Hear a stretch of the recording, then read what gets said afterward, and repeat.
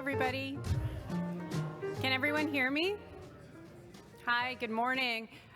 We are just about to get started here, so I would invite everybody to come on in and sit down. Make sure you've got your caffeine of choice. I thought I'd start off by saying hello. My name is Allison O'Neill. I am one of the board directors. I sit as the education representative. I'm very happy to be here today in front of all of you.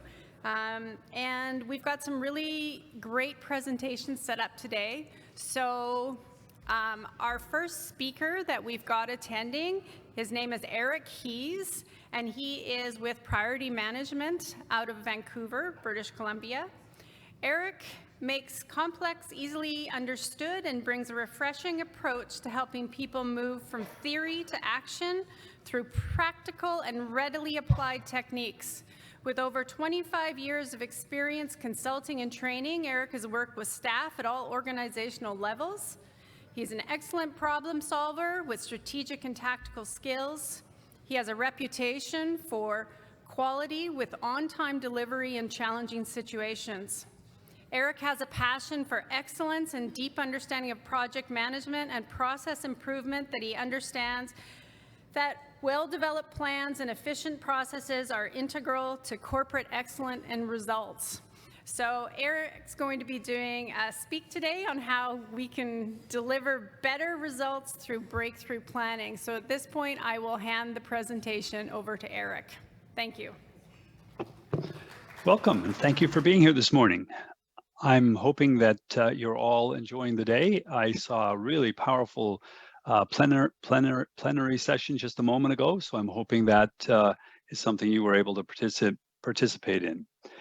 As mentioned, my name's Eric, and we're going to talk about projects, and I wanted to ask you some questions before we get started. So can you tell me what's working well for you in your projects? Anybody?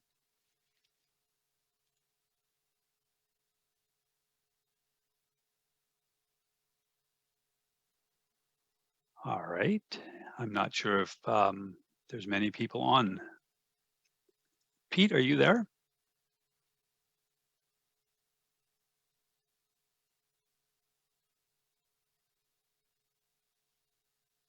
Hello?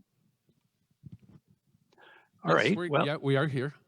Hi. Sorry, I just haven't heard anybody. I'm not certain if there's many people involved or who's here. You have quite a crowd in the room, so just go ahead, and no one seems to be offering their opinion. So here, I'll pass it off to a moderator. All right. Thank you. Hey, so Eric. Folks, hi. Okay, great.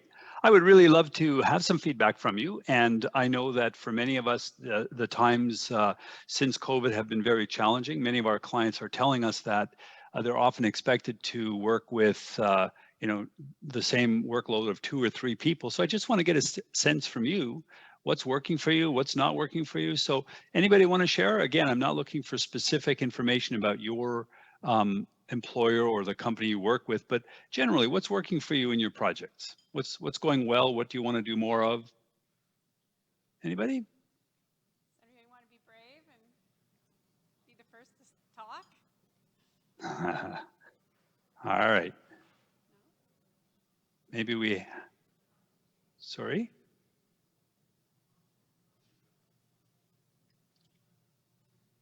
All right.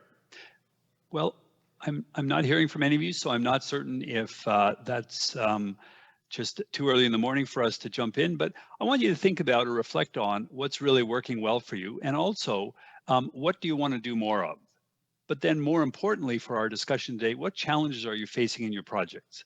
I work with clients globally, and I've worked with a lot of people in different municipalities and cities, and they're telling us regularly that some of the challenges they face is getting everyone on the same sort of page in terms of what has to happen in what order, and being able to determine the workload in terms of who and what is happening in the project.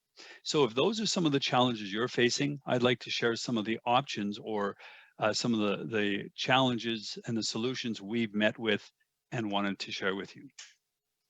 So again, I hope you'll never be involved in a project like the one you're seeing here in these pictures, where when they get the bridge finally into the middle of the channel or across the river, it doesn't quite meet.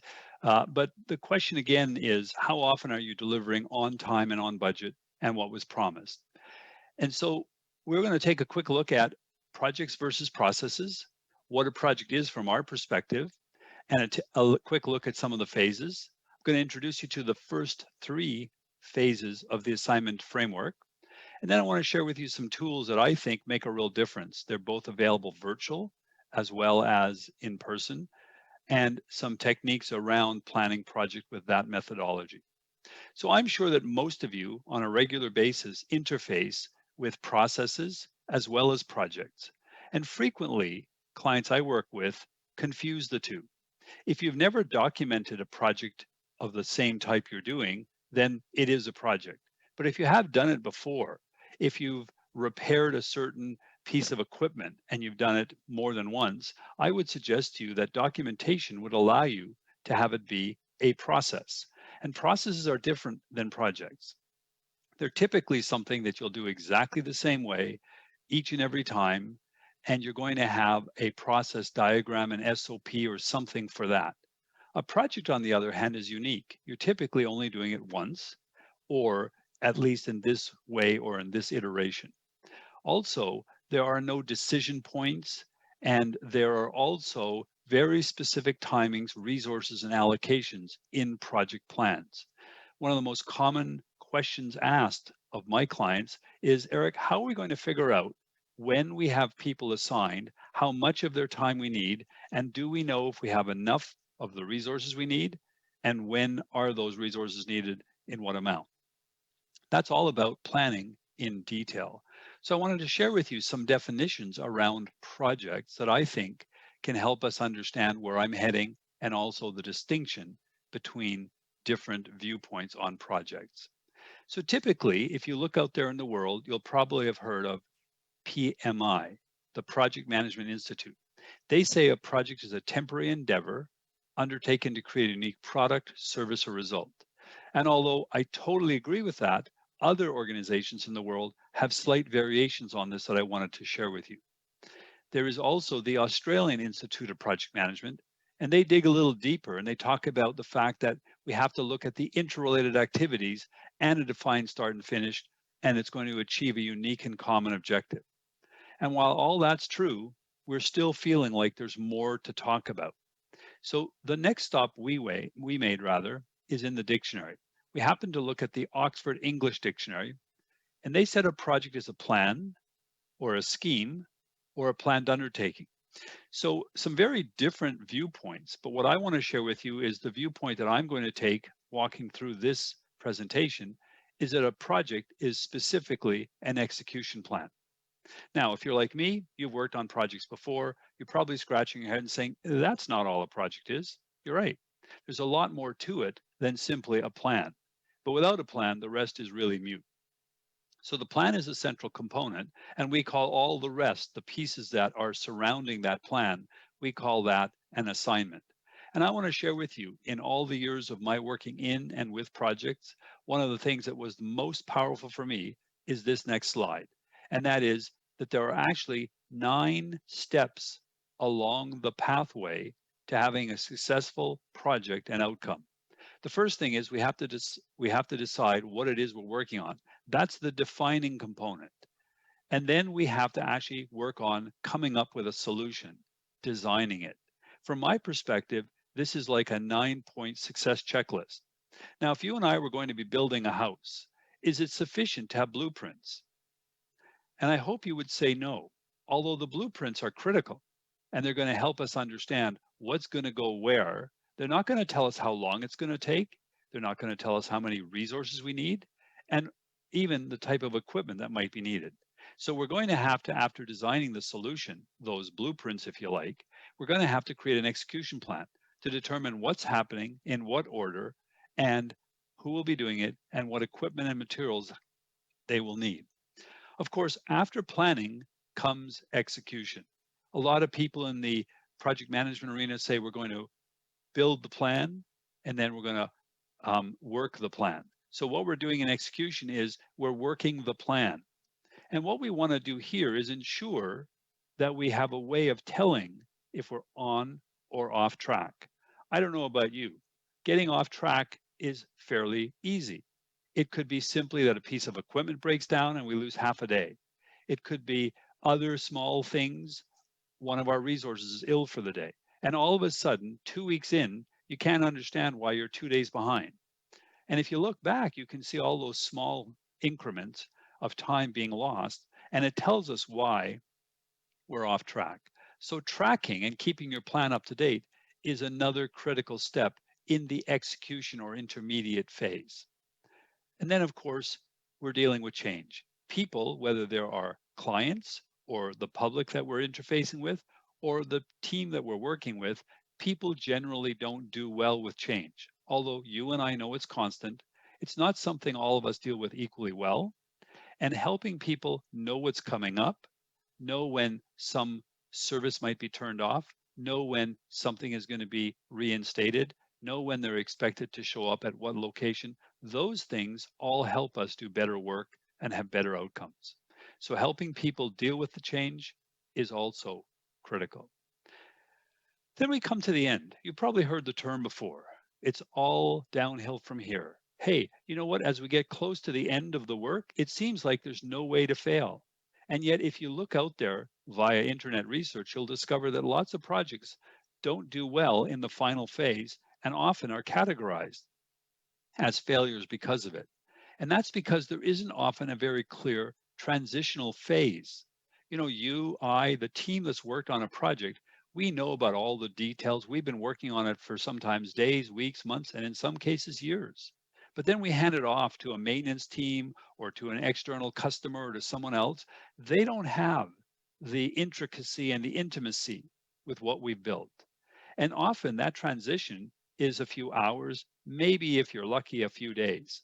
I'm going to suggest that longer transitional phases, being available for weeks or in some cases even months, depending on the complexity of the system or the work that we've handed over, really makes a difference. And I'm not suggesting that you or your team should be available full time for days, weeks, and months. I'm saying someone should be available should they need support and have real clear answers, and they feel like they're working with you, not after you, on whatever it is you've delivered. And of course, part of transitioning is training. And again, not all of us learn equally well or equally quickly. And so for some of us, we're going to need to see it and do it more than once. And no doubt, just like this presentation, you probably sat through presentations or training programs where somebody like me is telling you all about it. But if you're like myself and many other people, doing it actually makes the learning better, and it actually makes it possible to repeat it. So what I'm doing today in terms of a presentation, although in this medium workable, having an opportunity to put your hands on the controls makes all the difference. So again, if you're going to be including training as part of a transitional program, find what modalities work best for the people you're training and deliver in those modalities. And then, of course, we hope you do reviews, because at the end of the day, you and I, hopefully, will get better at what we're doing, not just do what we've always done. So I'd like to stop there for a minute and come back to the questions that I had earlier. So folks, maybe if you're feeling a little bit more comfortable now, and you might not be, but are you feeling like the projects that you work on, the way you're doing the work in planning and executing is excellent and you have no real challenges? Or are you finding that there are some challenges? And if so, what might they be? So can anyone share with me what's working well in your projects? Anyone? All right. Well, I will continue to ask. Oh, no, I thought maybe we had a volunteer. I will continue to ask, and hopefully you'll see some value here. One of the things that I wanted to share with you is that I'm wanting to present to you a process that can be understood and used by the whole team, regardless of their background or experience. As I've mentioned, we have virtual options and options where you can go really low tech and have in-person meetings with your team and plan your work in a room together? What if the process that I shared with you took less time and resulted in fewer errors? And what if in that process you could create greater buy-in, have a common language, and have more on-time and on-budget deliveries? Also, how would it be if we could create the shortest duration, most cost-effective plans possible? In other words, we're going to deliver the fastest and the least expensive we can. And how about a process that was practical, made the complex understandable, and it could be learned and applied in 2 to 3 days? So that's what I'd like to present to you now and tell you a little bit about. The process follows the PMI and other project management institutions framework for projects or assignments, if you like. So here is the assignment framework. It begins with initiation. I don't know what you do at the beginning of your projects, but best practice says you'll have some kind of a project charter or an initiation document that says, this is what we're doing, this is where we hope to go, and these are some of the key informational pieces, the resources, the schedule that you are hoping to work to. And that all speaks to the why we're doing it. Design is where you and I are going to take the time to actually figure out specifically what we're going to do in what order. Not how, but what. And then execution planning says, okay, well, if that's what we're doing, how are we going to do it? So those are the 3 areas I'm really going to speak about today in a bit more depth. And then, of course, execution and reviews comes after that. So I'd like to start with the first step. And one of the things that I think is really powerful about this first step is getting clarity to questions. And the questions that I'm going to present here are not questions that I or priority management created, but they're best practice questions in the industry. I'm going to suggest to you that if you have asked them, wonderful. If you haven't, you may want to add some of them to your repertoire because they will make a difference.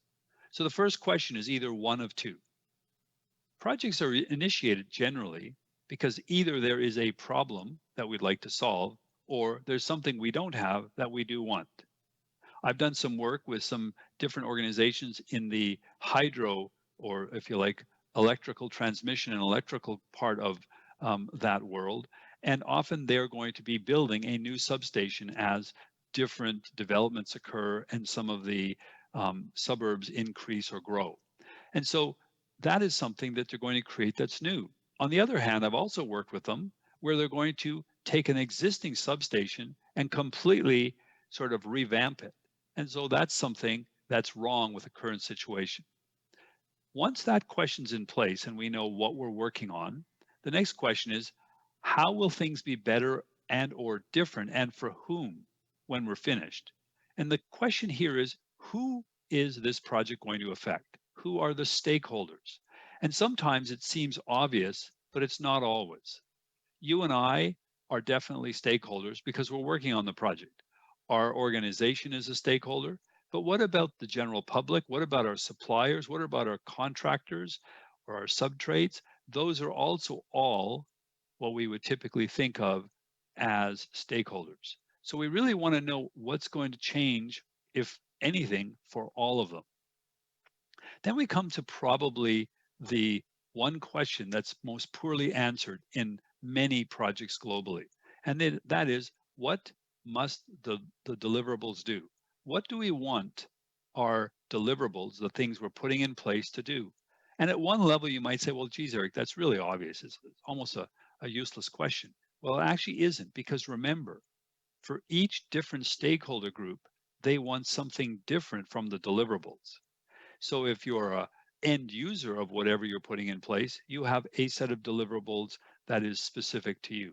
On the other hand, if you're a sub-trade working in and on the project, your deliverables are very different. And we're asking the question, what must they do? Then we're getting into what we typically call our scope questions. There are typically 4. We ask, the first thing is, what are the boundaries and limits of the assignment? That's the first question. Then we make a sub list of specific inclusions. Specifically, what are we charged with doing? What are the specific large chunks that we're responsible for working on in this project? How about exclusions? I'm sure some of you have worked on projects before where you have been requested not to do something, or it's been decided you're not going to do something that you have in past projects of a similar type. So we want to record those. And if you're like many people, you might ask, well, why would I record what I'm not doing when I have enough work just recording and doing what I'm supposed to do? Well, the intention here is because we're very habitual in the way we work, we don't want to forget that we agreed that we're not going to do that this time. So we don't cost it in terms of resources or time. And then there are other exclusions. And really, those other exclusions can be very important. How about those things that some other department, some other municipality, some other level of government has said they would do? And you're basing some of your project on the delivery of some of their project deliverables. And if they're late, your project is going to be pushed in terms of delivery date. That happens all the time. So knowing what they are can make a real difference. There are some other questions we'd like to ask. How about assumptions? We make assumptions all the time in projects. Those assumptions are the basis on which we make decisions. Hey, I'm going to assume it's August, Eric. Generally, we have good weather. Well, sometimes we do, and sometimes we don't. And I know about the almanacs, the Farmer's Almanac, and other things. But ultimately, we have to think about the assumptions we're making as we're putting our plan together. And in some cases, that leads us to what's called contingency planning. So if we're assuming that the weather is going to, on average, be reasonable in the month that we're working on, and all of a sudden there is torrential downpour, and of course, all of us have heard of climate change, irrespective of why it's happening, it is happening. And we hear all over in every municipality, in every town, there are consequences, whether it's drought or in some places flooding. We really have to give some thought to what are the contingencies we'll put in place based on the assumptions we're making for those particular initiatives that we're working on. Then we talk about our constraints. You and I live with constraints in our personal and professional lives, and they occur in projects as well. The most common, time and schedule and cost constraints. What's the timeline? What's the budget? But we also have quality and policy constraints. We're not able to do what we want.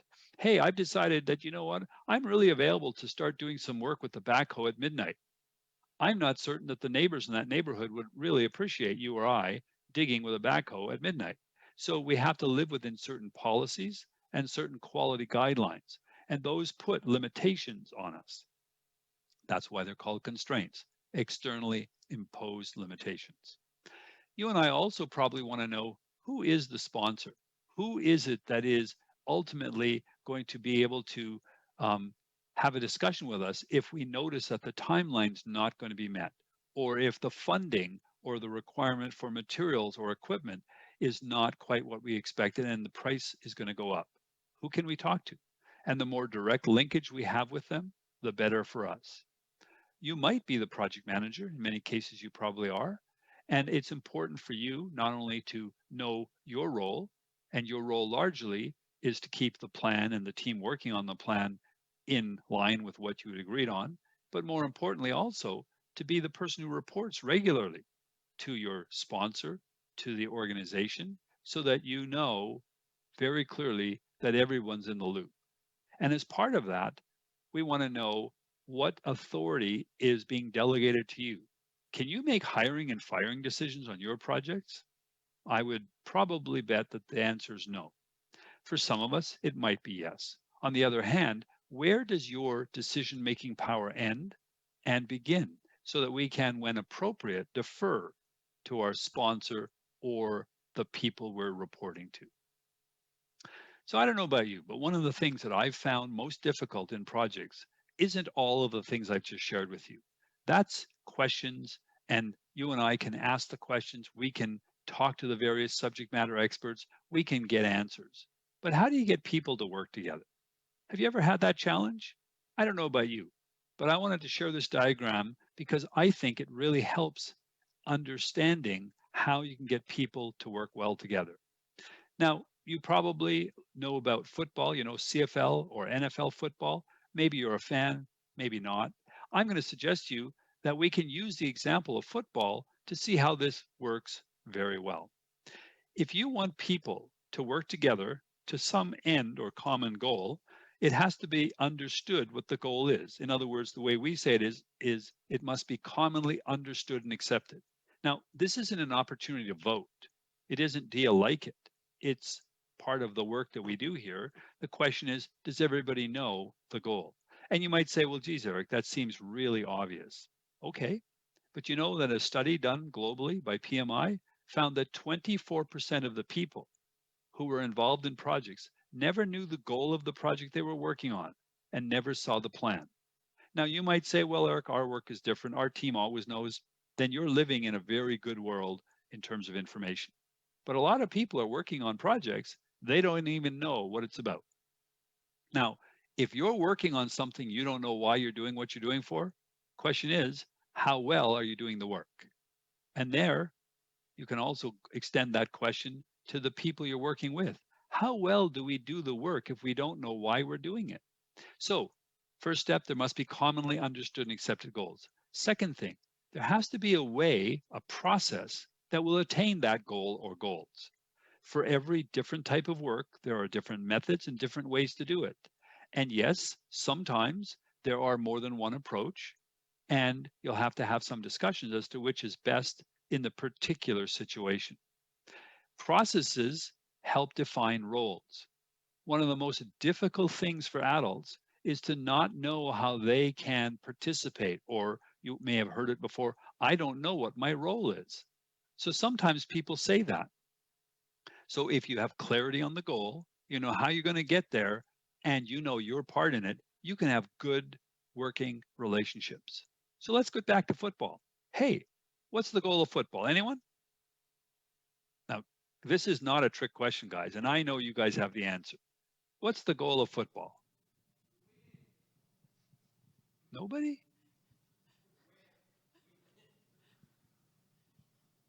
To win. Right on. You rarely see the coach in the dressing room at halftime saying, we're going to lose, we're going to lose, right? You don't see that. They can be down 20 points, and the coach is going to tell them they're going to win. Let's go, team. Do they have a process in football? Or do they just all run on the field and hope it all works out and do whatever they want? Guys, do they have a process?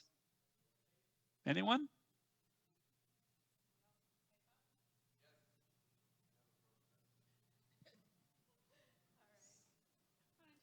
Oh, sorry, I made you walk so far. Yes, they have a process. They have plays that they play. Exactly. They even have a playbook, right? So now we can all say, hey, let's look on page 32, and there's a little diagram, and it shows where each of us is going to run or go. So we've got a clear goal. We're going to win. We got a clear process. I know my role. You know your role. Because, hey, we have a play, as just mentioned, in our playbook. That then allows us to have great working relationships. Can we work on the field well and get the job done? I'm not saying we'll win for sure, but because we know what the goal is, we know how we're going to get there, we know our role, we can have good working relationships. And you and I sitting in the stands or wherever we are when we get to watch a football game, we sometimes get to chuckle and say, oh, silly human, because we see them run the wrong way or they miss a pass or there's an interception. And we realize that, hey, from our vantage point, we could have seen it coming, but from where they are, they couldn't. And that's part of the whole process of working on a team, practice and getting better and working together. So there are some roles that we suggest every project takes on. And I'm going to suggest to you that I didn't say you need a person in each role, but there are some specific things that need to happen in projects if they're well run. And I'm going to suggest to you the sponsor and project manager are pretty common.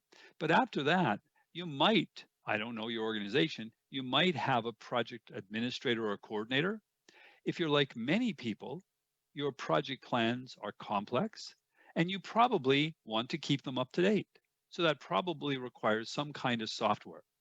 And if you're like me and many other people, there's a lot of work in keeping all the people on track and keeping everything organized in a project.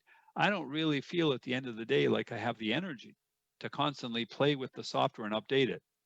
So somebody using Microsoft Project or Primavera might be a real value to you because they can help you keep the plan up to date, and you'll and the rest of the team will know where we are in relation to where we said we'd be. We have a role here called the stakeholders representative. This is the person who goes from stakeholder group to stakeholder group and asks them what it is they want out of the end deliverable or solution. Very important question. You know, we're moving into an era, so much is changing, not just because of the ramifications and outfall of COVID, but now, again, whether we agree that that's the sole reason, the war and the things that are happening in Ukraine and Europe, we're seeing that oil and other commodities are going up in price. And so more and more people have been talking about EVs. And the movement towards EVs, whether we like it or not, seems in some countries at least to be speeding up. So my question is, what does the average person who may purchase an EV want? That's an important question because it's different than the people in the company, whether it be Tesla or Volkswagen or Toyota, who are making the EV. And each different stakeholder group has very different requirements. And so one of the things that the stakeholder representative does is goes to those different groups. How many of you, and you can just raise your hands if you want, you don't have to say anything. How many of you are really concerned about the range that EVs have? You know, it only goes 300 or 400 kilometers, and that's a concern for me. Nobody? Everybody's either okay with the range or not interested in an EV at the moment. I saw a hand up. So for some people, range is important. So guess what? One of the things that the stakeholder representative would do is record that a really important component is range. Now, how does that reflect in what we're doing? Well, all of the stakeholders' data from different groups is used by the designer or design team to produce the best solution. And all of the EV companies are working diligently, as well as others, to come up with better solutions in terms of batteries, energy retention, because I have a friend who just bought a Tesla. I was unaware of this, but the faster you charge, the more you actually wear the battery out. So if you can charge almost like a trickle charge over a longer period, the battery has a longer life and it has a larger capacity. So at the end of the day, the stakeholder representative really does something critical and pivotal. And I'll bet in your world, as well as probably anyone's world, there are lots of things that happen that nobody ever sort of talked to people that either represent us or to us. And had they, we could have given them ideas and suggestions in terms of what we would like solutions to do that would have made for better outcomes. And so one of the things that we and our clients tell us has been critical in delivering better value is really ensuring that we talk to, of course, prior to that, identify all the different stakeholder groups. That information goes to the designer or the design coordinator who comes up with the solution. Now, I know many of you work with different water systems and other systems, and I apologize, I'm not an expert in what you do, but you probably say, hey, ours is pretty straightforward, Eric. It's generally some AutoCAD or some, engineering diagrams, and it's pretty straightforward. I get it, but sometimes there are probably unique situations. And as we move further and further down the road of potentially looking at not using fossil fuels, and we're looking at different ways that we can work with different systems, some of those things might change. I don't know if it's ever going to happen in places like Vancouver or the municipalities you represent, but when I traveled in some other countries, I saw many larger buildings having large tanks, water tanks, on the roof. And that is how a lot of water got heated because in the summer months, at least, the temperature outside was very high. So we may start to see different solutions being brought to bear, and that's what the designer or design coordinator does. And then, of course, there are the implementers, the people who take the plan based on the blueprints or the design document, and they execute the tasks to deliver whatever was planned. So that's generally the wider group of team. Now, on occasion, you and I have fallen into a group that looks like this group. I don't know if you ever worked with this group. I'm not a big fan of working in this group anymore. And it says, once upon a time, there was a team of 4 people. Their names were everybody, somebody, nobody, and anybody. And it says, whenever there was an important job to be done, everyone was sure somebody would do it. Anybody could have done it, but nobody did it. When nobody did it, everyone got angry because it was somebody's job. And everyone thought that somebody would do it, but nobody realized that nobody would do it. So consequently, everyone blamed somebody when nobody did what anybody could have done in the first place. One of the key elements of planning, and that is probably the thing that my clients at first aren't as excited about, but in the end always come back and say, wow, although it was harder in terms of work, it really made a difference, is we never put a task in a plan without identifying the resource, at least the lead, i.e., we're not just going to plan work and hope that somebody's going to get it done. We actually put either the person's name or the title. So if we're doing some work with maybe some steel or metal piping and we need some welding being done, we're going to not just put in, a welder, but we'll put in a specific class of welder that's required for this particular type of work. Or if we're a small organization, we'll put the person's name on it. Maybe it's Sally or Ron, if you've got a Sally or a Ron doing welding. So that is the first pass called initiation. Now I want to take you into design. And there's not a lot that I can share with you about design, not because I don't know it in depth, but because design is different for every different type of deliverable.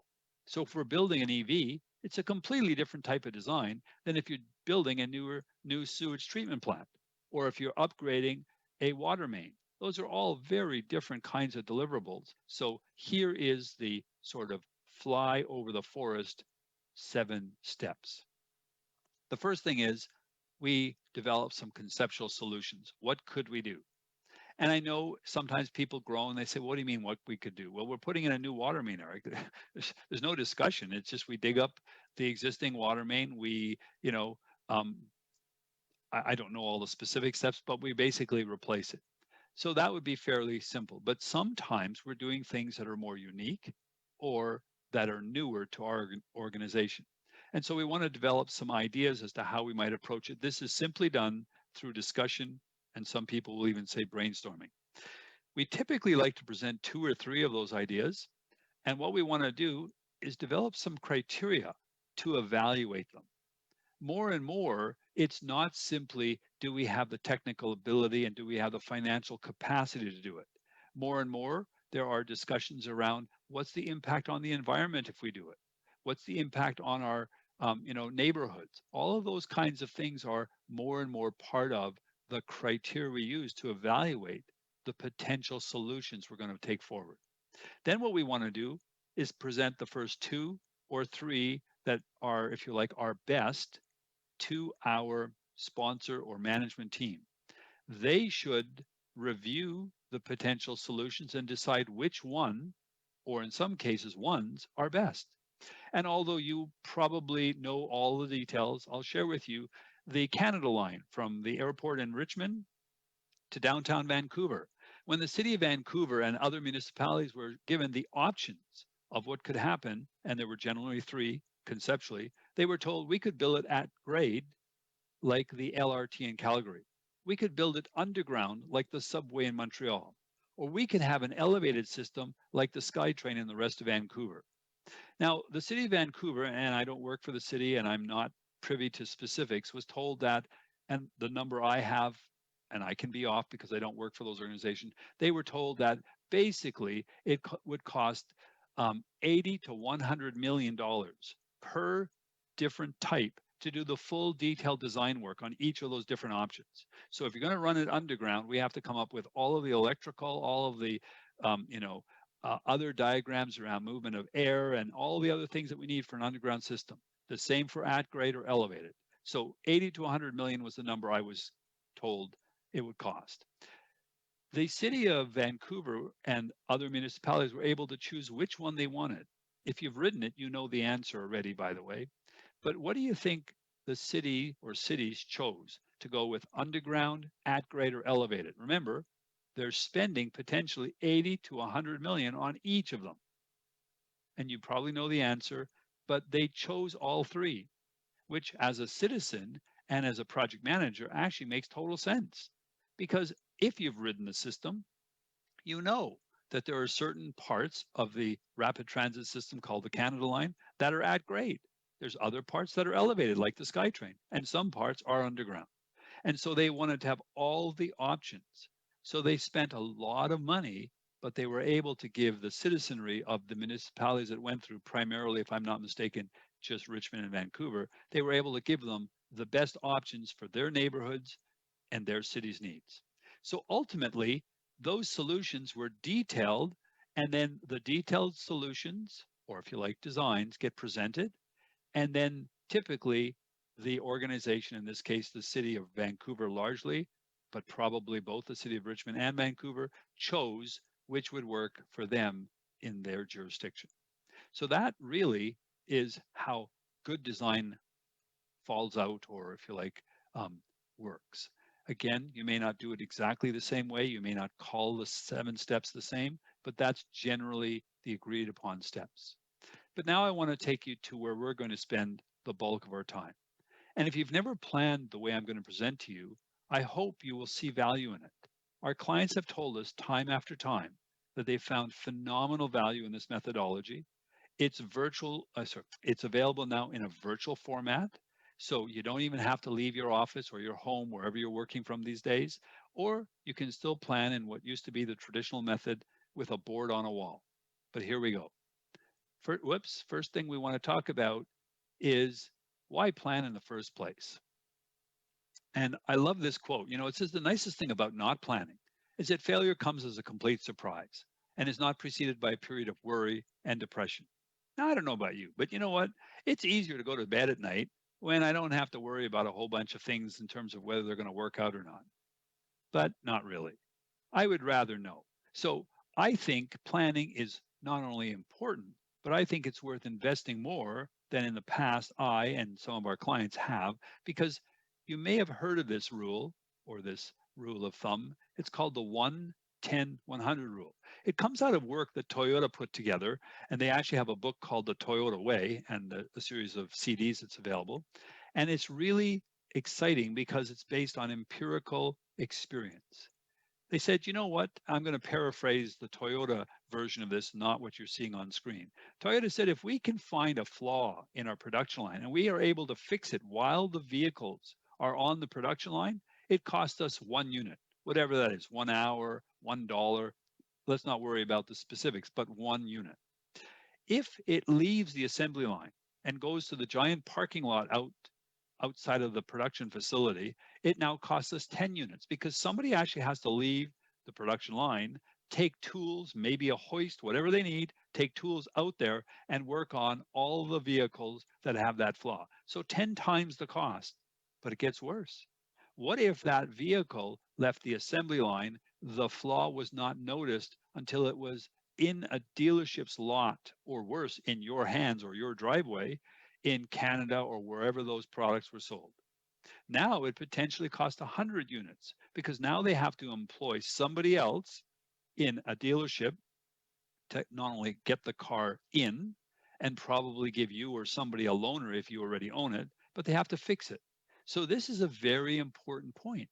And it speaks to the quote by Brian Tracy above, that every minute you spend in planning saves 10 minutes in execution. So I'd rather spend more time planning because it really saves up to 10 times in execution.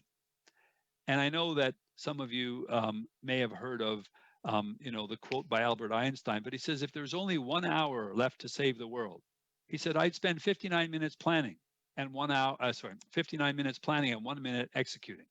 Because ultimately, there are lots of solutions you and I have experienced in the world that were put in place that in hindsight aren't as good as they might have been had more planning been part of the process.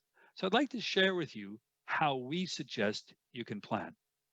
Just so you know, I've written a book on, or a number of versions of that same book in Microsoft Project. I know how to use Microsoft Project. I know how to use software.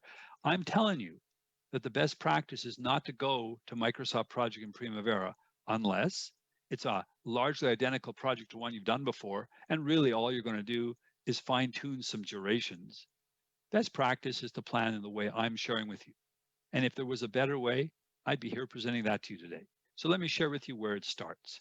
The first thing we want to start with is what we call our task it, whether it's virtual or whether it's a pre-printed Post-it note that you can use in a physical environment. What we're wanting to do is capture the data that's important about each and every task. Of course, the first step is, what is this task called? Tasks are named in a particular way. We always use a verb in present tense. So I'm not going to say lay pipe. So I'm not going to say pipe laid, because if I read it, pipe laid, oh, good, I don't have to do it. I'm going for lunch. The pipe is laid. I say lay pipe. That way I know, oh, it's an activity and it's yet to be done. So we need to note what it's called. I always recommend we stay away from acronyms, or we describe the acronym. There are so many acronyms out there, and many of us, particularly if you're newer, struggle with what they mean. So help people. Either don't use them or make sure somewhere you record what they mean. Next thing we have to talk about, top right corner, is how long are we expecting the work will occur over? Now, I want to be careful. The duration is not equivalent to the work. They sometimes are the same, but not always. So duration is, if we had to lay some pipe, how long would we give for the pipe to be laid? Now, it depends where you are, depends how deep the pipe is, depends if you have to. And again, I'm sorry, I don't know all of the terms in your industry, but if you're laying pipe, you may have to have something to shore up the side so they don't collapse on the people working there, whether they're, already prefabricated or you're building some, I think it's called shoring or hoarding, or, but irrespective of its name, you have to think of how long are we going to allocate to that. That's the time over which the work will be done. Now, the next question is, how much of our resources time are we going to allocate to it? So let's say we're going to lay some pipe and we said it's going to take 2 weeks. Well, let's say here under the resources, the little trees that we have here, we have maybe 4 or 5 different resources. We might have some kind of backhoe or loader. We might have some people who are operating a HIAB or some kind of heavier lifting crane or crane-like equipment. And we might have some people who are in the actual trench itself doing some work to align things. And maybe they're going to be using some different types of connecting clamps, or they're going to be doing welding. So we got our 4 or 5 people. Are all of them working all day, every day for 2 weeks on that? The answer is usually no. The backhoe might only be needed 10% of the time. So what we want to do is we want to put in the resources and then the allocation, the percentage. If you've never done that, then you've missed an opportunity. The opportunity is to be able to determine specifically on a day-to-day basis, how much of each resource do we need? So you can tell at a glance, do we have any more of this resource available? If we needed more of this resource, could we use them and where? So the last few things we want to put in, so we've got the task name or description, we've got the duration, the resources, and the allocation. We also can put in fixed cost information if you have a fixed cost. For many of us, that never happens because our costs are variable based on the resources. But sometimes we may have a contractor who says, I'll do this piece of work, whatever it is, for X amount. So it won't change if it takes a day less. Lucky them, they got it done faster. Or if it takes a day longer, it's still the same price to you or your organization. And then there are 3 areas at the top that people, our clients, typically use after the plan is done. They are the task number, the predecessor numbers, and the successor numbers. Those are useful later when we create to-do lists. So we can create a to-do list for every subtrade, every different individual or team in the project, so they all know when they're supposed to be on deck and what they're doing when they're on deck. So those are, if you like, the different data points we capture, and we put them on what we call a tasket or the task, and then we use what we call a planning board. The planning board, as I mentioned, is available virtually in either Excel or Visio, and it's also available as a large laminated sheet, approximately 8 feet long by 3.5 feet high, that you put on a wall with Post-it notes and you plan away. Again, folks, I understand how to use software. You might say, well, this seems inefficient. Actually, it's highly efficient because you can get the whole team and their heads around what's going on, and we can all agree before we put it into Microsoft Project to manage it. So a planning board is large on purpose, whether it's virtual or physical, so that we can have multiple divisions. Each of these columns will represent a time period.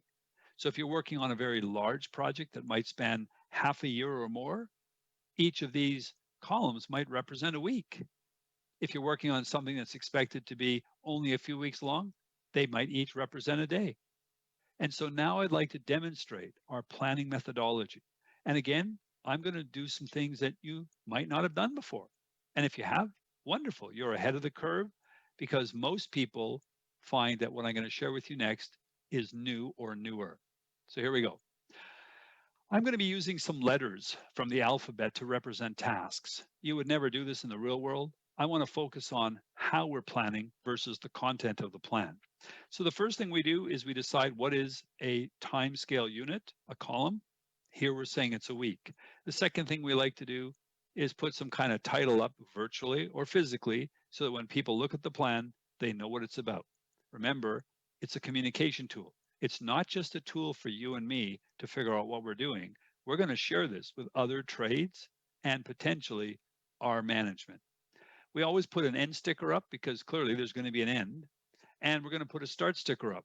But interestingly, we put the start sticker on the left on a slant because I don't know where it's going to go. And that might give you some indication into where I'm going. We're going to plan our projects from the end. In other words, backwards. And if you've never done it at first, it's like, oh, that's kind of different. But I'll tell you what, when you start to think about it, you actually think backwards a lot.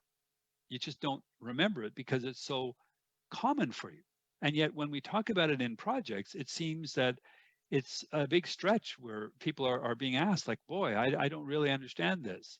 So I'm going to suggest to you that working backwards is something you have done. And let me share with you where I know you've done it. If you've traveled recently or prior to COVID and you had to go to the airport, I'll bet you this is how you thought. You said to yourself, or whoever you might be traveling with, at what point do we have to be at the airport prior to the flight leaving? And then how long, given traffic and everything else, how long do we think it'll take to get from here, wherever here is, work or home, to the airport? And how long before that do I need to put my materials together and my clothes and whatever I'm taking with me? And you probably worked all the way backwards to the point where you're saying, okay, if the flight's at 5, I should be leaving at noon because it's an out of country flight and they say I should be there 3 hours ahead. Okay. So you work backwards. Anyone play golf? Guess what? If you've ever been trained by a pro or you've had some lessons, a good golfer doesn't look at the flag way out yonder and whack the ball because you probably don't have the ability to hit a ball 300 meters or however far away the hole is. Here's what a professional will tell you to do. By the way, the same holds true for pool if you like to play pool. Think about where you want your ball to be just before you drop it in the hole. Now, in your mind's eye, think from there back however far you can drive a ball. If you can drive a ball 150 meters, think backwards from there so you position your mind's eye on that point. And then if that's within reach, aim for that point, not the flag. So financial planning, I can go on. Cooking a meal, you and I think backwards all the time. So working backwards in a project is really just different because we haven't done it, not different because it's weird. So what we're going to do is we're going to plan from the end. By the way, PMI in their body of knowledge, they have a book they call the PMBOK, the Project Management Body of Knowledge. They speak to the fact that planning backwards is a methodology that works and is out there. So this isn't, again, something we've invented. It's done and used by a number of organizations. So we're going to create what's called a cursor. We're just using a post-it flag here, and we're simply asking the question based on where the cursor is. And the question is, what must come before the project is finished? And someone says T, and we use a straight line to represent work, and we put it in place. We never leave a task until we've exhausted all the predecessors. So we say, is there anything else that must be completed before the end? And if the answer is no, we move the cursor. If the answer is yes, we put it in place. The subject matter experts that we've invited to this planning session, virtually or physically, know the answer. So they happen to say no, so we move the cursor. We ask the question again. What must be in place, or what has to be completed, or what do you need before you can start T. The person who does T is probably here in the room, or somebody who's done it is here. We ask the question and they say, oh, to do T, I need I, it happens to be a week long, and we put it in.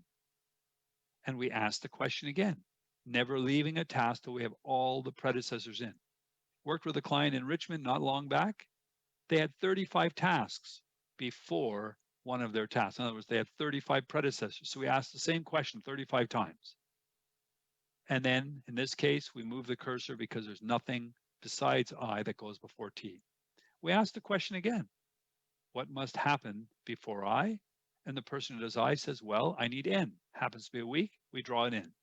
We ask the question again, and in this case, there actually is a second task, and it happens to be L. It's 2 weeks long. So we connect it and off we go. We want to keep doing this. It's repetitive, yes, but I'll tell you what, when I've done this, and I've done it hundreds of times over the years, clients get very excited. The people in the room get very excited because they're starting to have some aha moments, not just in how things are being built and the granularity we're using, but they're starting to see crossovers. You know, for instance, you might need a plumber and an electrician to be present at certain points in certain builds. Oh, okay. And you may or may not be aware of it if you just talk to the plumber or just talk to the electrician. So as you're working backwards, you'll start to see some interesting relationships around tasks. We are on I, we ask the question one last time, is there anything else besides L and N that's required to start I? Person who does I says no. We move to the task just here, N, closest to the end with nothing in front of it. We ask the question again, is there anything that must be in place before N? In this case, the person says yes, as a matter of fact, and they put in a task called A. It's 2 days. We actually use rulers, virtually and physically, to make sure things are well timed, because although I haven't said it before, this yields something called a time scaled dependency chart. It allows us to look at it from a time perspective. So even if we never went to software, Microsoft Project or Primavera, we would be able to the hour, know when every task begins and ends. So we put in A, and we're on N, we're asking, is there anything else? And there happens to be something else. It happens to be P, 1 week. We draw the line in. Now, I don't know about you. If you've ever planned a project, however you've planned, you might have planned from the front. And you might have asked a question like this, well, what do I have to do? And probably, if you're like me, like many people, you were overwhelmed by all the things that were happening in your head that you thought you had to remember. And if you want with hands up or not, how many of you have ever been overwhelmed trying to think of all the things that you had to do in a project? Have you ever been there? The nice thing about working backwards is you only have to think about one thing at a time. And I have not yet met a person that can't do that. So good news, everyone on your team can think about one thing at a time. We're talking about and only working on one task at a time.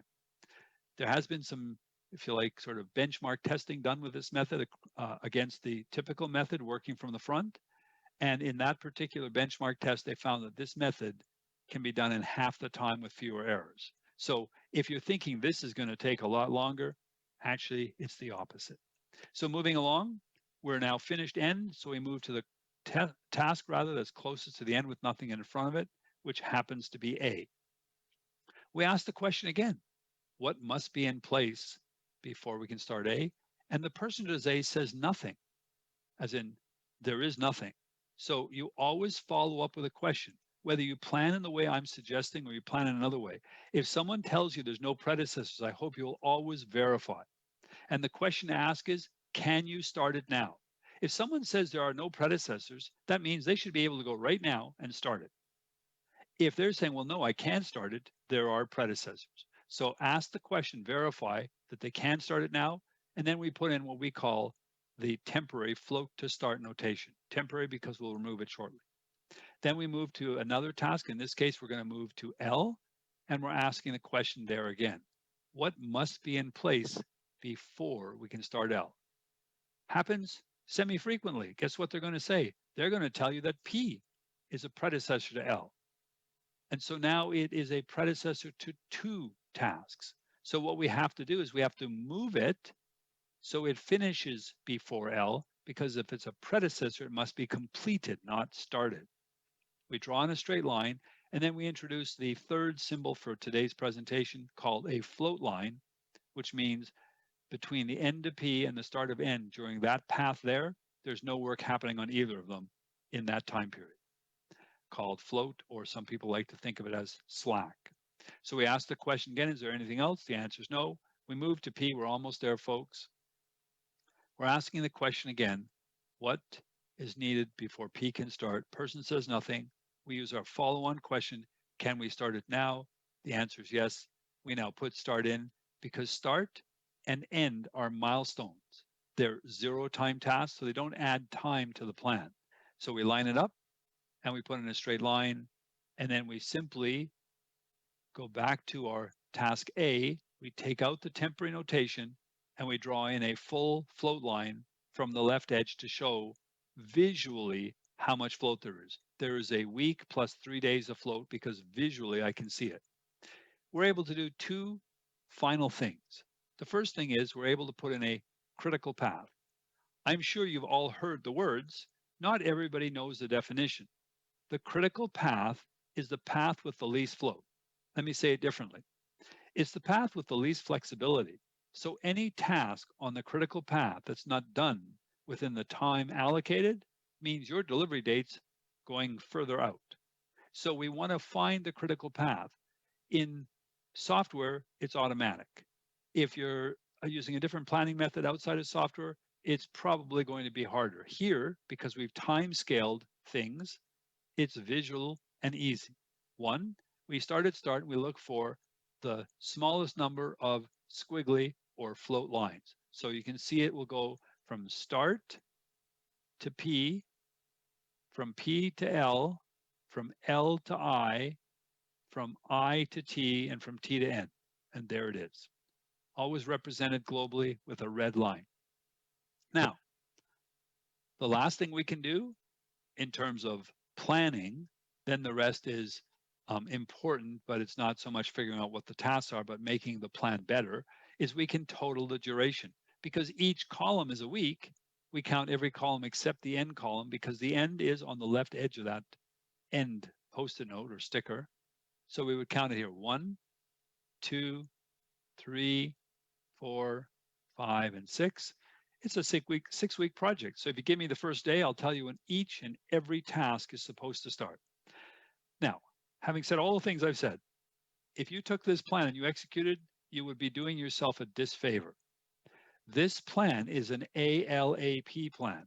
If you notice that all the tasks are scheduled as late as possible, that means the float, the squiggly lines, is what we say upstream or in front of tasks.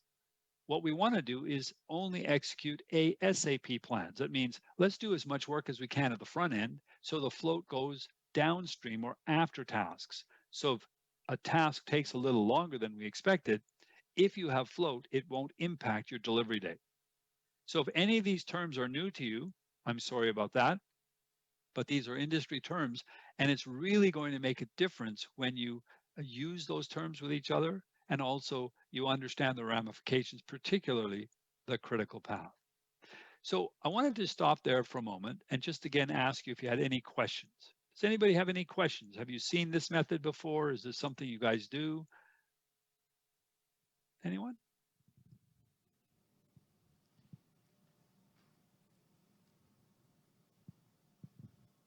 Thank you. I was wondering, like, if you have uncertainties with time or like a task predecessor, how do you handle that one? Like uncertainties in task allocation Sure. or the task time? Sure. Well, uncertainties in the task location should be answered by the subject matter experts. In other words, the people who do the work understand the order the work should happen in. So not priority management, not me, Eric, but the project management industry says the best place for answers like that are your subject matter experts, the people who do the work. So ultimately, the people who do the work should be asked or involved in the planning. Now, uncertainty is very common. How long will something take? It's based on all kinds of different aspects. I work with a lot of people in the petroleum industry as well who are digging up pipelines and retrofitting them because they've come to an age where they need to be replaced or sections need to be replaced. The uncertainties are weather, uncertainties are ground stability. I mean, you live in that same world. So generally what we do is we would add some extra time through what we call contingency planning. There's typically 3 ways that people add contingencies to plans. One is they actually put in time. And they would, in some cases, use something called PERT averaging, where they would look at the potential. We would look at 3 estimates, what I'm saying. We would look at the potential for a pessimistic end. How long would it take if everything went wrong? An optimistic end, and they would weight them optimistically, pessimistically, and most likely, and come up with a higher number than the initial duration they gave it. The other way to deal with contingencies is put money aside. Hey, if things take longer, we can then use those extra funds to either get some additional resources. So maybe we can bring in some additional crew if we have access to them. I know with COVID, so many of our clients are saying that doesn't really exist much anymore, if at all. We don't have extra crew. And in the past, of course, you could also have sent some of the work out. So I hope that answered the question. So best first step, work with your subject matter experts in terms of where in a plan things go.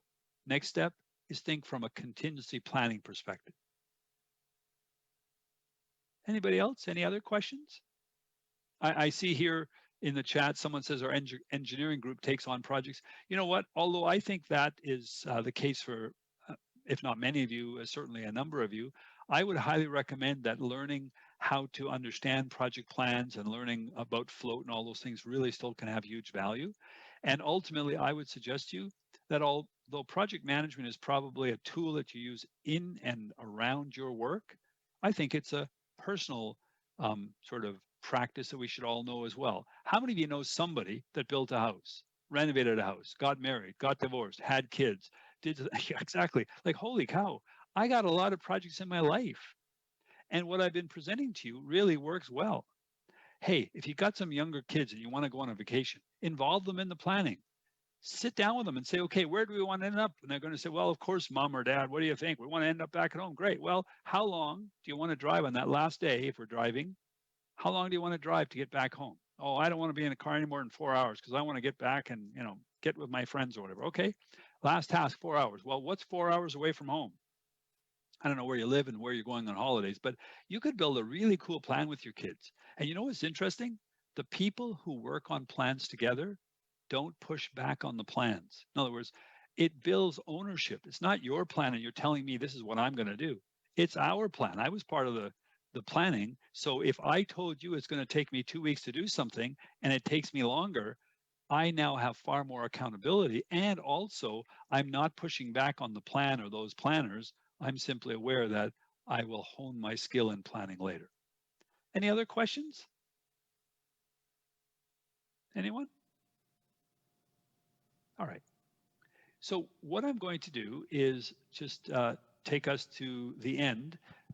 There were less questions than I expected, but I just wanted to share with you some of what I hope are highlights.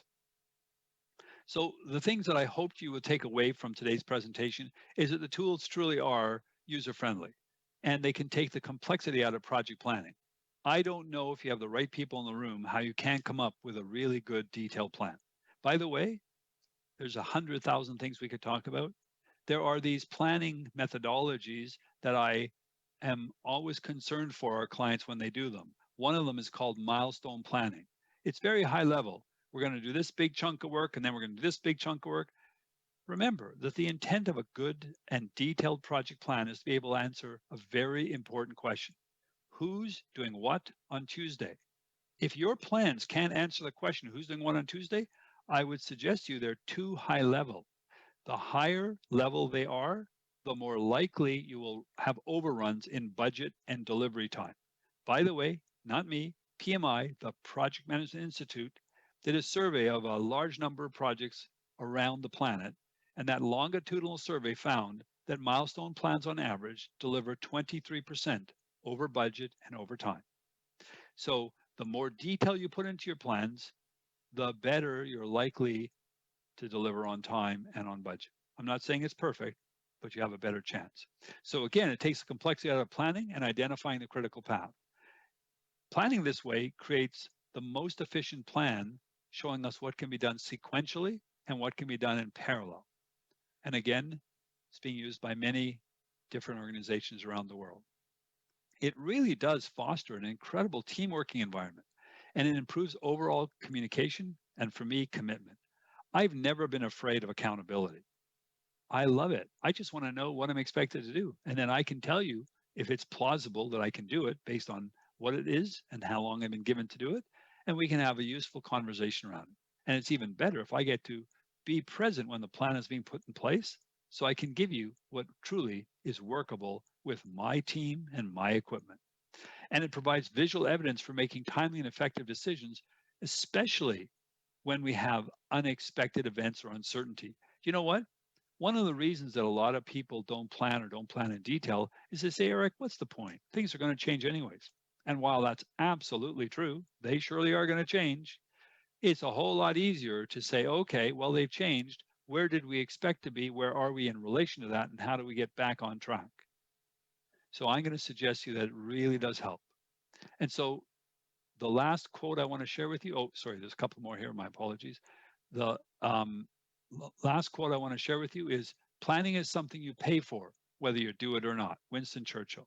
I love that. And I have a modern day, shorter version of soundbite: plan now or pain later. So folks, that takes me to just wrapping it up by telling you a little bit about our program if you're interested. There are peoples in a number of different municipalities and different cities and organizations that have taken the program, and many of them have found that it has real value. It is a 3-day program typically. It can be customized to 2. Case study driven. People get to really interact with the actual case studies, and they use real tools to do it. And today it can be done virtually, so you can have people in various locations taking it at the same time.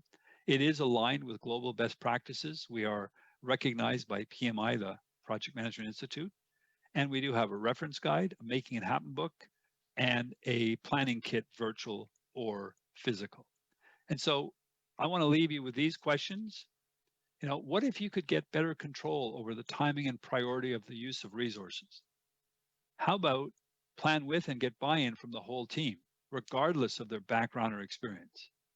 Create the shortest duration, most cost-effective plan possible, resulting in greater accuracy and fewer errors. Quickly and easily adapt to change. Hey, I don't like change. Maybe you don't either.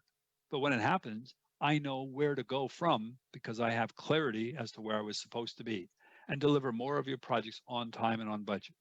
And here are some of our clients, but we are a global organization, and we've had clients in many different industries around the world.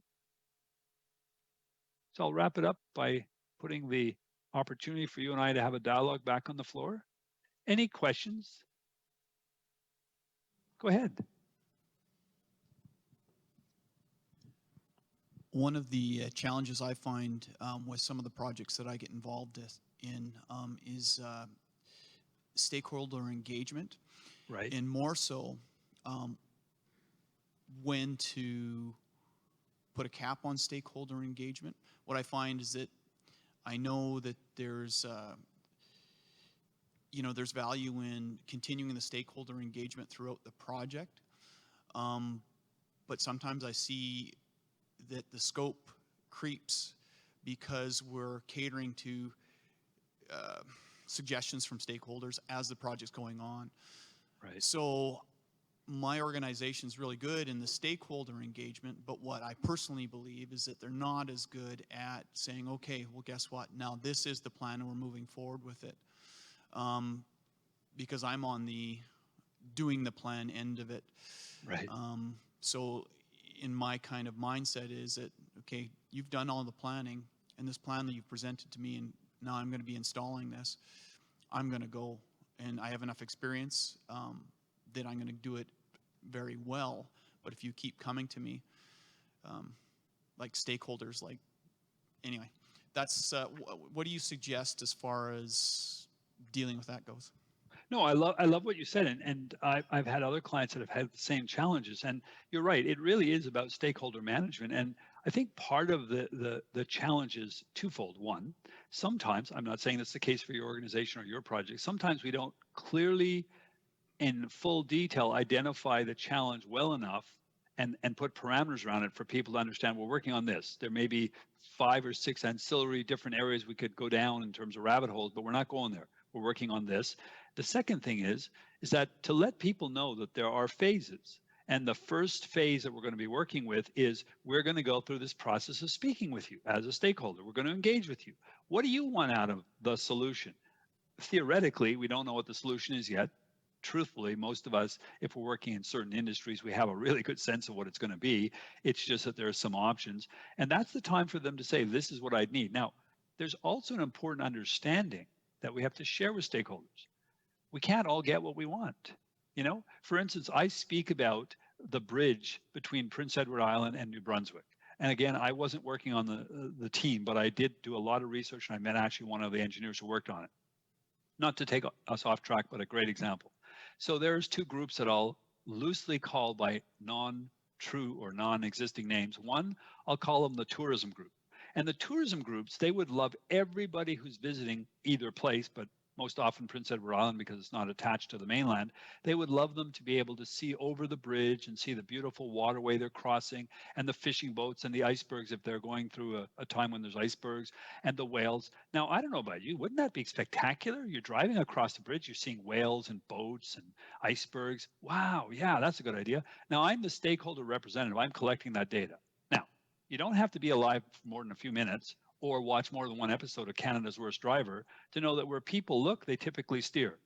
So I don't want people to be joining the whales and the fishing boats and the icebergs. So that's not a great, performance criteria for a bridge, but I respect my stakeholder. But I did precede the conversation before I engage any stakeholder with letting them know that sometimes there are mutually exclusive performance criteria. You can't get what you want. We can all get what we want, not just you. Then I talked to another group, again, loosely calling them the,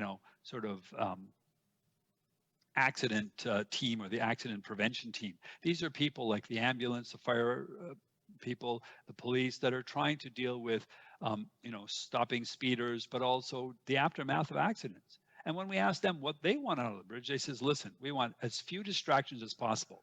Keep everyone's focus on the bridge. So I haven't driven it personally, but I know people who have. If you drive the bridge, it's got concrete sides or berms that were engineered not only to keep people from viewing what's sort of out there, but also because of their shape and contour, snow blows over versus onto the bridge, etc. But the point is, we want to work with stakeholders to understand there's a period where we need and want their feedback. We also want them to understand that they cannot always get everything they want. And it doesn't matter how loud they are, it matters what makes the most sense from a variety of criteria, safety, or other things we're looking at. And then the next step is design. That's where they get another opportunity. As a stakeholder representative, we can go back to them and say, here's what we've come up with, and here are the different performance criteria or requirements, if you prefer, that you've given us that we were able to feel that we could embed and utilize. And we can get some feedback now in case we miss something. But it's not a vote. It's not an opportunity to change it. It's an opportunity to say, with what we've created, looking at all the other stakeholder groups, did we capture at least the ones that we said we thought we did that you gave us? And then after that, to let them know that from here on in, it's not a back and forth dialogue. It's simply a one-way communication to let you know how it's unfolding. Did that make sense? I have to tell you, and sorry, I'm not certain of your name, and of course I'm Eric, but one of the things that I think is so important is come from a place of respect. And of course, I heard you being very respectful about stakeholders, but they also have to respect that we have to do the work. And they have to understand that ultimately, we would like to give them everything, but we live in a world where that's not possible, not because we can't, but because sometimes they're asking for things that either are outside of scope or are mutually exclusive with what somebody else wants based on the performance of the particular thing we're building. So I hope that made sense. I think it's all in that word, stakeholder management, making sure they understand there's a time for feedback and a time simply to get information. Any other questions? Anyone else? Anything in your projects that, you wish you knew more about or were challenged by? Well, folks, I really, if there's no more questions, oh, there is. Yeah, hi. I just Hi. have a quick question about some projects I've been involved in, and one of them is where do you find a good place to place situations like operating narratives and commissioning plans? I always find that on the onset of a project, those seem to be neglected as far as what is the scope of the operation of like a plant or whatnot. Most engineering firms just decide, or they cut and paste, this is what this plant should do, but there's no real defined operating plan. And the commissioning plan, same thing. Almost seems like they build it, they hand the keys over. So where do you find a good design and implementation for that? Well, I hope I'm understanding what you said, and I understand commissioning, I understand operational plans, so I'm hoping I'm speaking to what you're asking. One of the things that I think is critical is that the team of people who are involved in putting the plan together are not simply the engineers. And I'm not putting engineers down. I'm simply saying that the people who are going to operate the plant have expertise, and they should be included in planning. And I think that at some point, because we live in a world today that, didn't exist 30, 40 years ago in terms of us being able to have virtual sort of tours of plants and things before they're even built. I think that an operational plan and a commissioning plan should be embedded in the complete plan. In other words, before we turn the keys over, before it becomes operational, those are line items that are delivered and created inside of the project plan. So to me, I don't know where and when, because it depends on if the design is done in a more traditional approach with AutoCAD and drawings, the sort of commissioning and testing may be less clear, but ultimately I would hope that they're all in place before the plant goes live. And certainly the commissioning and testing has to be done before it goes live. I understand that. But to me, there's a certain point within the work, and I would put both of them into part of the design phase. So the second phase before execution planning, I at the very least want to have some information about both that we can embed them in the plan. Some of the plans I've seen, commissioning and testing is fully detailed inside of the plan as all of the steps. Now the operational plan varies from project to project. So again, I'm sorry, I know there's a moderator helping with microphones. Did that answer your question? Because if there's a follow-on, I think this is really important, and I don't want it just to be a sort of quick answer, but rather an accurate answer. Did that? Okay. Okay, I do have another question from some Sure. online folks. Okay. So I've got a question from Anita, and they say, what about the goals change on the way due to a force majeure? How can we cope with that? Okay, so I apologize. Can I just have an understanding of force majeure? Can anybody help me out with this? Force majeure? Sort of unforeseen circumstances that will reduce a contract where it's no longer valid. My experience with it would be an extreme increase, say companies supplying products, they can no longer supply due to supply chain. I've run into that in chemical supplies where there's a crisis on polymer and they pull that clause and then the contract is sort of renegotiated. Okay. So I wouldn't mind if there's that opportunity. Could we read the question one more time now that I kind of got the force majeure in my head? Thank you. I appreciate it.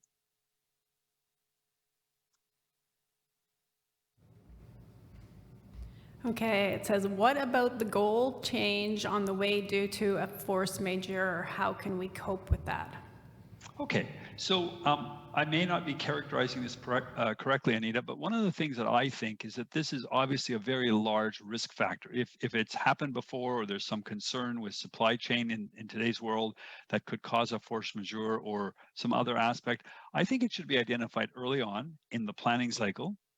And I think the plan should be built and robust enough to, at the front end of the plan itself, put some contingency in place to do that. So the gentleman that spoke earlier about, working in some projects where, they had some chemicals, some polymers and stuff that were either in short supply and they couldn't access, then what would you do? In other words, let's do the thinking ahead of time with those elements that might happen. And let's, with our vendors or our contractors, let's put some strategies in place. So if you're working in a project where you need a particular material and that material is potentially in short supply, yes, a project can come to a grinding halt if that material is no longer available.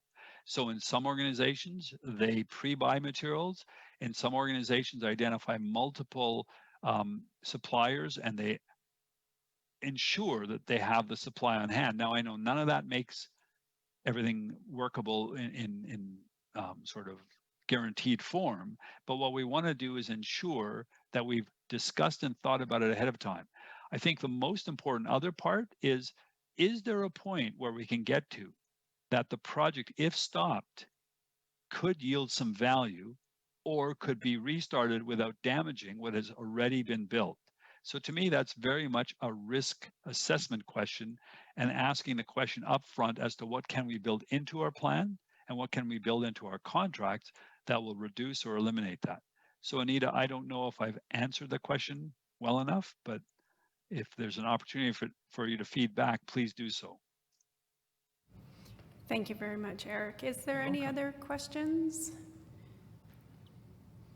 Oh, one more, okay.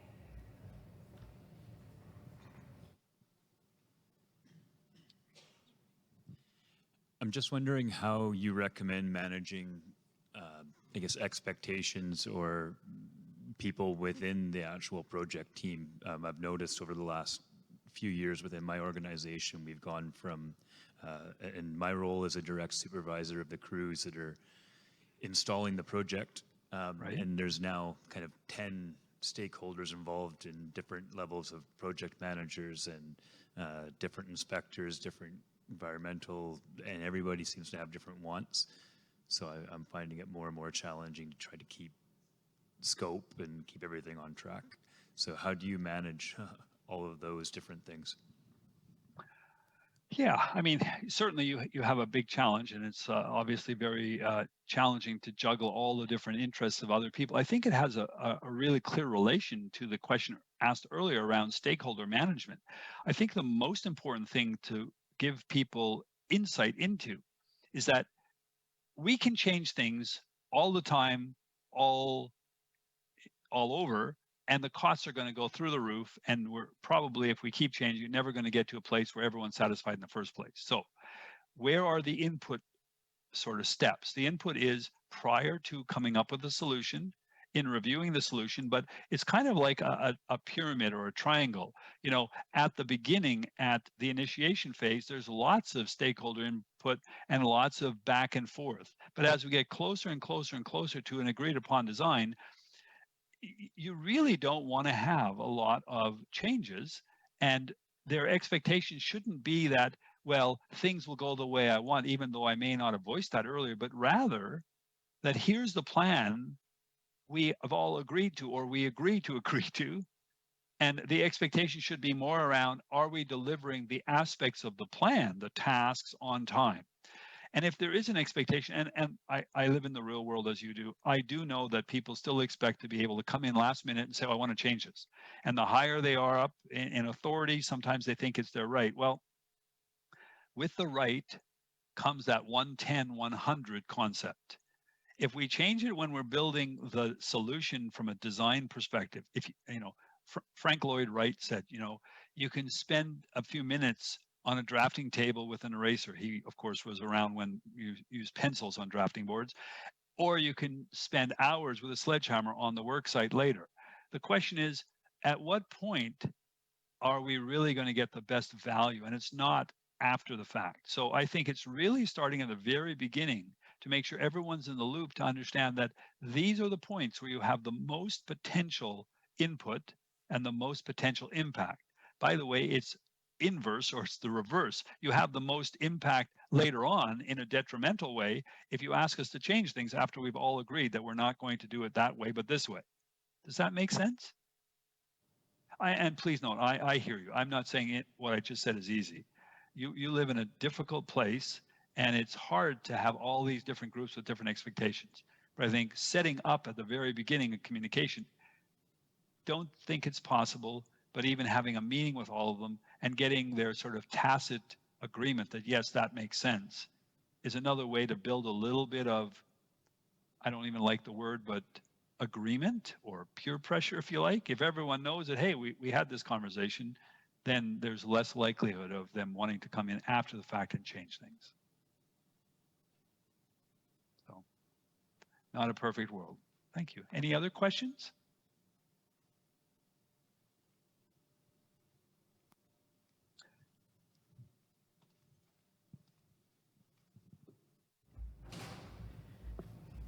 I'm just checking online, Eric, and we haven't received any other questions online, and it looks like we've tapped out the room. So I'd just like to say thank you for delivering such an excellent presentation. If we can give Eric a round of applause. Thank you. I so appreciate all your time, and you know, I would love to be a resource to any of you if you have questions. I'm not obviously doing what you're doing, but I have a lot of experience. So thank you very much. I would love to see you in the future. Thanks, Eric. Take care. Have a great day. Okay, everyone, if you can make sure on your way out you get your passport scanned so you get credit for the CEUs as you leave the door. Okay, and thank you for attending, and please enjoy your lunch break and good luck with your afternoon sessions.